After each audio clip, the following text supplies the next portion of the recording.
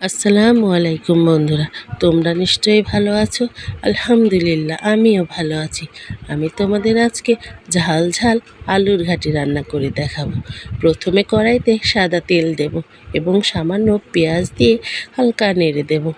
আমি যে মাছটা দিয়ে আলুর ঘাটি করব সেই মাছটা দেখো সুন্দরভাবে পরিষ্কার করে নিয়েছি। বলো তো এটা কি মাছ? কমেন্টে জানাবে নিশ্চয়ই। তো মাছটা আমি পরিষ্কার করে ধুয়ে নিয়েছি। পেঁয়াজ বাদামি হলে বিভিন্ন ধরনের মশলা পেঁয়াজের মধ্যে ঢেলে দিলাম। আদা বাটা, জিরা বাটা, রসুন বাটা, পেঁয়াজ বাটা, হলুদের গুঁড়া, মরিচের গুঁড়া, ধনিয়া গুঁড়া, এলাচ, দারচিনি দিয়ে সুন্দরভাবে মশলাটা কষিয়ে নিলাম। তারপরে বন্ধুরা সামান্য পানি দিলাম। পানি না দিলে মশলাটা আবার পুড়ে যাবে। মশলাটা ভালোভাবে কষাতে হবে, কারণ কষানোর মধ্যেই আসল টেস্ট। মশলা যদি কাঁচা থাকে তবে রান্নায় টেস্ট হয় না, সে যে কোনো রান্নাই হোক না কেন। তারপরে মশলা কষানো হয়ে গেলে আমি তার মধ্যে মাছ ঢেলে দেব। মাছটাকে সুন্দরভাবে কিন্তু কষাতে হবে, কারণ এই মাছটার গন্ধ যদি থাকে তাহলে ঘাটিটা কোনোভাবেই ভালো লাগবে না। যে কোনো রান্নার ক্ষেত্রে কষানোটাই আসল জিনিস। কষানোর ক্ষেত্রে খেয়াল করতে হবে উপরে যেন তেল ভেসে ওঠে, তাহলেই বুঝতে হবে আমার রান্নাটা কষানো। তবে বন্ধুরা তোমরা ভাবতে পারো আলুর ঘাটি করছে, আলু কোথায়?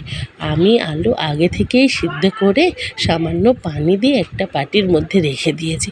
তো আমার মাছটা কষানো হয়ে গেলে সেই আলুটা আমি কষানো মাছের মধ্যে ঢেলে দেব।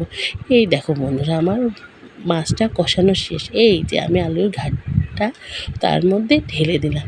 এবার মাছ, মশলা এবং আলু দিয়ে সুন্দরভাবে কষানো শুরু করলাম। এভাবে কষাতে কষাতে যখন পানিটা শুকিয়ে আসবে তখন আমি সামান্য পরিমাণ আর একটু পানি দেব। পানি দেওয়ার পরে ফুটাতে দেব। এই দেখো পানি দিয়ে আমি ফুটিয়েছি।